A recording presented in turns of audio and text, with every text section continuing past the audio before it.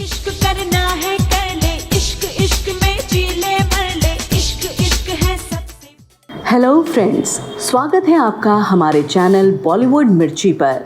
एक बार फिर हम हाजिर हैं भारतीय हिंदी सिनेमा की एक ऐसी एक्ट्रेस की कहानी लेकर जो बॉलीवुड के दिग्गज अभिनेता और माचो मैन धर्मेंद्र और बॉलीवुड की ड्रीम गर्ल कही जाने वाली बेहद दिलकश अदाकारा हेमा मालिनी की बेटी हैं।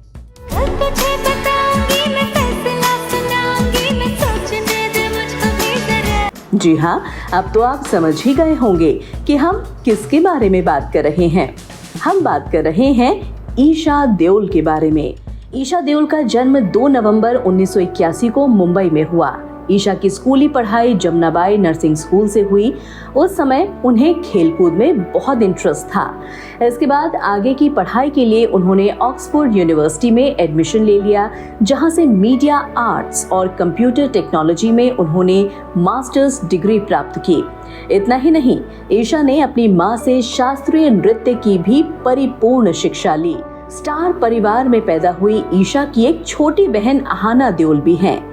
वहीं वो सनी देओल, बॉबी देओल, विजेता देओल और अजीता देओल की सौतेली बहन है। दरअसल धर्मेंद्र ने जब हेमा मालिनी से शादी की थी तो वो पहले से ही शादीशुदा थे। हालांकि इस बात का पता हेमा मालिनी को था।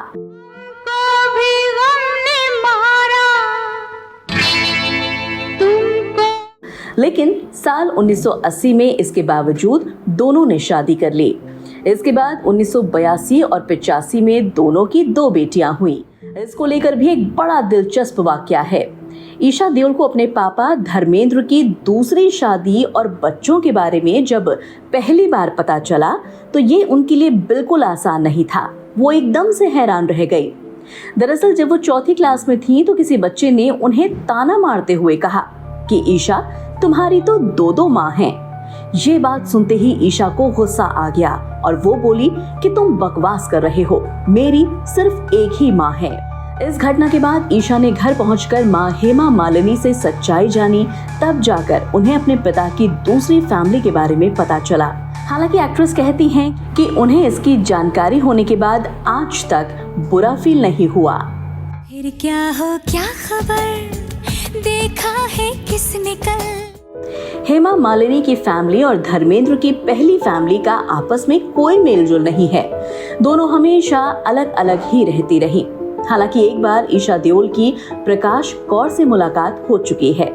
Hema Malini beyond the dream girl की जीवनी में ईशा ने बताया कि कैसे वो प्रकाश कौर के घर में जाने वाली हेमा मालिनी के परिवार की पहली सदस्य बनी थी। अन्याय मेरे साथ हुआ है, भगवान मेरी बात सुनेंगे।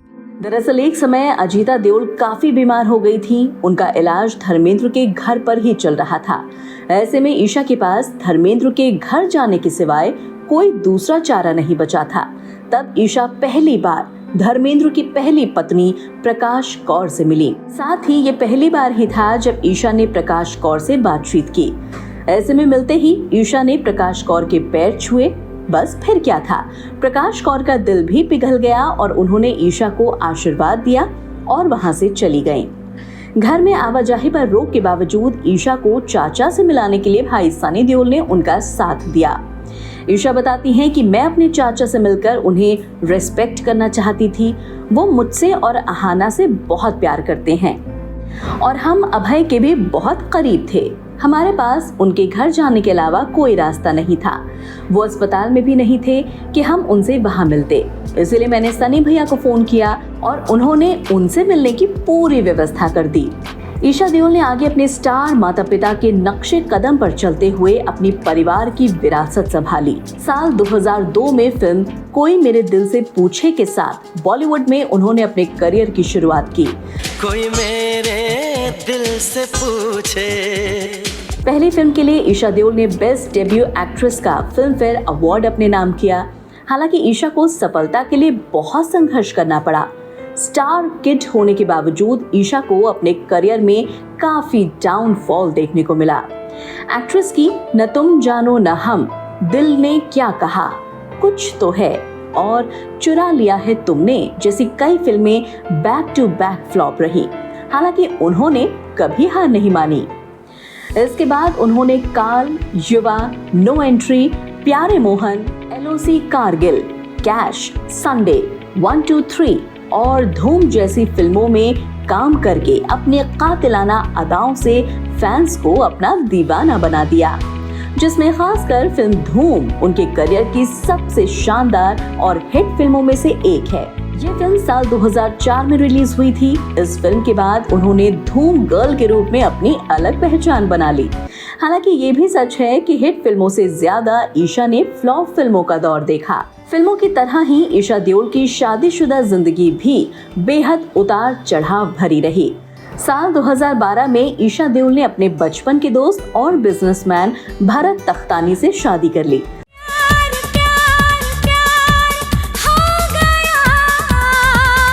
शादी के बाद ईशा देओल की लाइफ पूरी तरह से बदल गई और उन्होंने फिल्मों से दूरी बना ली। भारत से ईशा की 2 बेटियां राध्या और मिराया हुई।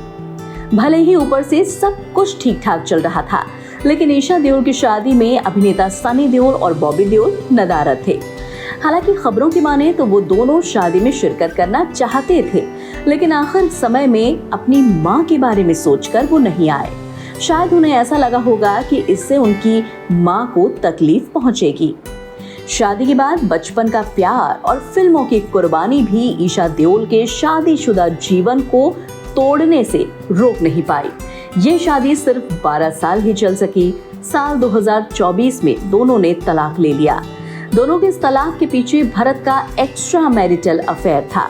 जानकारी के अनुसार भरत बेंगलुरु की एक लड़की को डेट कर रहे थे। हालांकि तलाक से पहले ईशा ने वो सब कुछ किया जो वो कर सकती थी।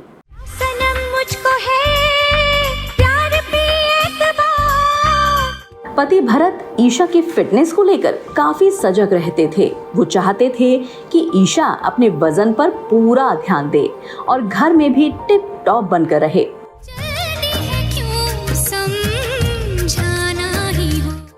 साथ ही जब ईशा ने अपनी बेटी को जन्म दिया तब भरत उनसे चिढ़े हुए रहते थे। इसके बाद एक्ट्रेस ने खुद को बदलने का फैसला किया। उन्होंने भरत के लिए ग्लैमरस लुक रखना भी शुरू कर दिया। यानी जिस प्यार को पाने के लिए ईशा ने अपना फिल्मी करियर तक छोड़ दिया, अपनी लाइफस्टाइल तक बदल डाली, उस प्यार को वो सिर्फ 12 साल ही सहेज सकी। सजना तेरे प्यार में हम परदेसी हो गए। ईशा देओल की लाइफ में उनके माता पिता की झलक भी नजर आती है। डांस और एक्टिंग के अलावा वो अपने सेल्फ रिस्पेक्ट को बहुत बड़ा मानती हैं और यही वजह है कि एक बार उन्होंने भरी महफिल में अपना आपा खो दिया था और विवाह फिल्म की एक्ट्रेस अमृता राव को थप्पड़ जड़ दिया। रब सच है, एक तू सच है और कुछ भी सच नहीं। दरअसल ईशा और अमृता साल 2006 में इंद्र कुमार की फिल्म प्यारे मोहन में काम कर रही थी। इस दौरान किसी बात पर दोनों का झगड़ा हो गया। ये झगड़ा इतना ज्यादा आगे बढ़ गया था कि ईशा ने गुस्से में अमृता राव को थप्पड़ मार दिया। दोनों फिल्म की शूटिंग कर रहे थे और ये घटना शूटिंग सेट पर ही हुई थी। एक इंटरव्यू में ईशा देओल ने इस बात को स्वीकार किया। वो बताती हैं कि अमृता फिल्म की डायरेक्टर इंद्र कुमार और कैमरा पर्सन के सामने उनसे बदतमीजी से बात कर रही थी। उनकी अभद्र भाषा मैं बर्दाश्त नहीं कर सकी, इसीलिए उन्हें थप्पड़ मारा।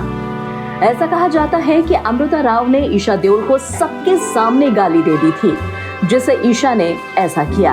हालांकि बाद में अमृता राव को इस बात का एहसास हुआ तो उन्होंने ईशा देओल से माफी भी मांगी थी, जिसके बाद ईशा देओल ने अमृता को माफ कर दिया था।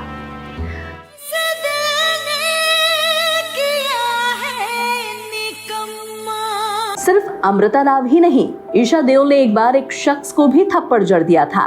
ये घटना साल 2010 में आई उनकी फिल्म 10 के प्रीमियर के दौरान घटी। प्रीमियर पर संजय दत्त, अभिषेक बच्चन, सुनील शेट्टी और जायद खान जैसे उनके कुछ को स्टार्स भी उनके साथ थे। ईशा देओल के चारों ओर बाउंसर्स मौजूद थे। बावजूद इसके जब वो एंट्री कर रही थी तो भीड़ के बीच में एक शख्स उन तक अचानक पहुंच गया और उन्हें गलत तरीके से छूने लगा। ईशा खुद बताती है कि मुझे बहुत जल्दी गुस्सा नहीं आता है, लेकिन अगर कोई इंसान मेरे बर्दाश्त करने की हद के बाहर कुछ करता है तब मैं रिएक्ट करती हूँ और इस तरह की परिस्थितियों में तो महिलाओं को बिल्कुल बोलना चाहिए। पुरुष शारीरिक रूप से मजबूत है तो इसका मतलब ये नहीं कि वो हमारा फायदा उठा सकते हैं। मेरा मानना है कि महिलाएं भावनात्मक रूप से बहुत ज्यादा मजबूत होती हैं और हमें इस तरह का व्यवहार कतई बर्दाश्त नहीं करना चाहिए।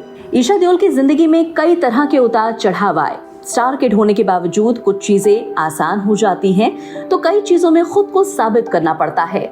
कई बार अफवाह भी बड़ी चुनौती बनकर सामने आते हैं। ऐसा ही कुछ ईशा देओल के साथ भी हुआ जब साल 2010 में सोशल मीडिया पर उनको ड्रग एडिक्ट का टैग दे दिया गया। इस आरोप से ईशा काफी डिप्रेस्ड फील करने लगी।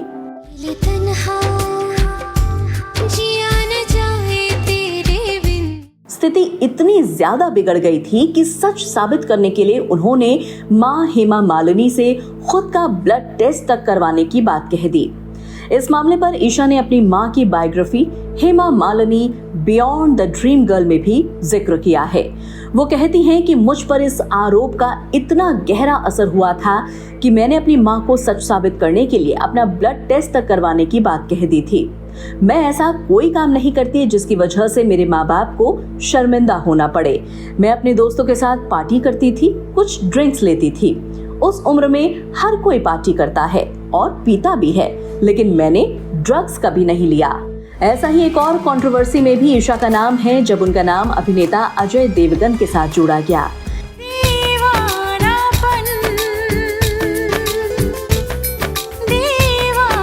ऐसी बातें निकल करके आती हैं कि ईशा देओल का अजय देवगन के साथ लिंकअप चल रहा था। हालांकि इस मामले पर भी ईशा देओल ने खुलकर बात की। ईशा ने कहा, मेरा नाम कई एक्टर्स के साथ जोड़ा गया था, जिसमें कुछ सच भी हो सकता है और कुछ गलत भी। लोगों ने मेरा नाम अजय देवगन के साथ भी जोड़ने की कोशिश की। मैं अजय देवगन के साथ कुछ खूबसूरत और अलग ही बॉन्ड शेयर करती हूँ। ये बहुत रिस्पेक्टफुल, प्यारा और सराहना भरा है। ये बहुत अजीब था। उस वक्त उन अफवाहों के पीछे ये भी कारण हो सकता है कि मैं और अजय साथ में कई सारी फिल्मों में काम कर रहे थे। आपको यहाँ बता दें कि ईशा देओल और अजय ने फिल्म युवा, मैं ऐसा ही हूँ, काल, इंसान और कैश जैसी फिल्मों में साथ काम किया है। उन्होंने 2022 में वेब सीरीज रुद्रा में भी साथ काम किया था।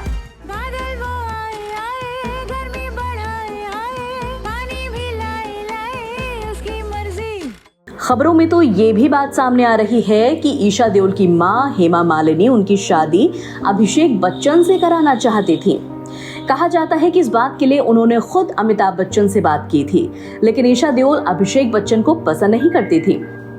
उस समय ईशा ये कहकर अभिषेक को उन्होंने ठुकरा दिया था कि वो उन्हें बड़े भाई की तरह मानती हैं।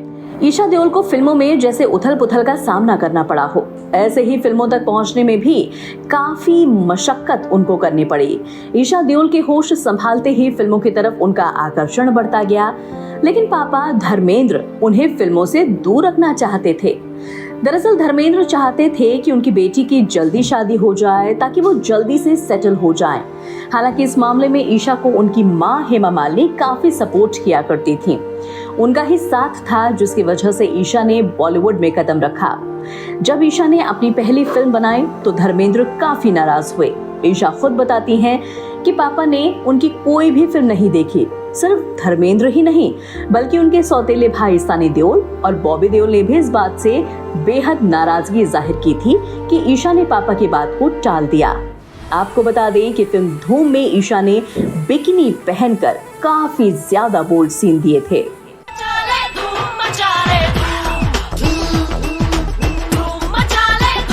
पापा उन्हें फिल्मों में आने के लिए क्यों रोकते थे, इस पर भी ईशा ने खुलकर बात की। ईशा बताती है कि पापा की छवि कोई भी हो, लेकिन वो एक कोमल दिल वाले हार्ड कोर पंजाबी इंसान हैं। वो अपने परिवार की महिलाओं के लिए ओवर प्रोटेक्टिव हैं। वो एक पंजाबी रूढ़िवादी व्यक्तित्व वाले इंसान हैं। इस वजह से उन्होंने कभी भी अपनी बेटियों को फिल्मी दुनिया में आने की सलाह नहीं दी। दिग्गज बॉलीवुड अभिनेता धर्मेंद्र को अपनी बेटियों ईशा और अहाना देओल का पश्चिमी कपड़े पहनना यानी वेस्टर्न कपड़े पहनना भी कतई पसंद नहीं है और वे पारंपरिक सलवार कमीज पहनाना पसंद करते थे। डोंट वरी पापा, मैं ऐसे कुछ नहीं होने दूंगी जिसे आपको नीचा देखना पड़े। एक पुराने इंटरव्यू में हेमा मालिनी ने बताया कि जब भी धर्मेंद्र मुंबई में उनसे मिलने आते थे तो ईशा और अहाना सलवार कमीज पहन लेती थीं। एक बार का दिलचस्प किस्सा है जब पिता धर्मेंद्र ने ईशा को ट्यूबवेल में उठाकर फेंक दिया। ईशा बताती हैं कि वो जब 11 साल की थी उस समय उन्होंने स्विमिंग नहीं सीखी थी। तब एक रोज उनका परिवार फार्म हाउस गया हुआ था। उस दौरान धर्मेंद्र ने अपनी बेटी ईशा से पूछा कि तुमने अभी तक स्विमिंग नहीं सीखी? ईशा ने कहा, नहीं पापा। इसके बाद उन्होंने ईशा को उठाया और सीधा ट्यूबवेल में फेंक दिया। ट्यूबवेल में गिरने के बाद ईशा चिल्लाती रही और ये सब कुछ देखकर परिवार वाले बेहद हैरान हो गए। लेकिन ईशा बताती हैं कि इस दौरान वो स्विमिंग करना सीख गई। ईशा देओल बताती हैं कि सिर्फ पापा ही नहीं बल्कि उनकी नानी भी बहुत स्ट्रिक्ट थी। ईशा बेहद सख्त माहौल में पली बड़ी हैं, क्योंकि उनकी नानी उन्हें छोटी स्कर्ट और स्पेगेटी टॉप पहनने की इजाजत नहीं देती थी। ईशा कहती है कि मेरी नानी बहुत सख्त थी, हमें स्पेगेटी और छोटी स्कर्ट्स पहनने की बिल्कुल परमिशन नहीं थी। हमें देर रात तक बाहर रहने की भी इजाजत नहीं थी। उस दौर में वो बाहर जाने के लिए अपने लोगों से झूठ बोलती थी। वो घर से नॉर्मल कपड़े पहनकर जाती और बाहर चेंज कर लेती थी। ईशा की नानी घर में ही आने वालों पर नजर रखती थी। उनका कोई दोस्त घर अगर आता तो वो फुल पैंट शर्ट के बटन बंद करके ही आता था, भले ही बाद में कमरे में जाकर उसे अपने हिसाब से कर लेता था। ईशा देओल अब तक अपने करियर में 34 से ज्यादा फिल्मों में काम कर चुकी हैं। तलाक के बाद ईशा अब अपने करियर पर फोकस कर रही हैं और फिल्मी पर्दे पर दोबारा वापसी कर रही हैं। तो साया था तेरा, अब नहीं है तुझा। ईशा की फिल्म तुमको मेरी कसम सिनेमा घरों में रिलीज हो गई है। अब देखने वाली बात ये होगी कि क्या ईशा इतने उतार चढ़ाव के बीच वापस फिल्म इंडस्ट्री में अपनी एक अलग पहचान बना पाएंगी या फिर खो जाएंगी गुमनामी के ऐसे अंधेरे में जहां से खत्म हो जाएगा उनका फिल्मी सफर। तो दोस्तों, आज के लिए बस इतना ही। ये थी ईशा देओल की पूरी लाइफ की कहानी। आगे के वीडियो में आप किस एक्ट्रेस और एक्टर की लाइफ कहानी जानना चाहते हैं, आप हमें कमेंट करके बता सकते हैं। और साथ ही ईशा देओल की कौन सी मूवी आपको सबसे ज्यादा अच्छी लगती है, ये बात भी हमें कमेंट करके बताएं। फिर लौटेंगे एक नए किस्से के साथ। तब तक के लिए आप हमें फॉलो जरूर करें, सब्सक्राइब करें और साथ ही हमें शेयर करना बिल्कुल न भूलें। Till then, take care, good bye. तन्हा कोई कभी जी ना सके, सबको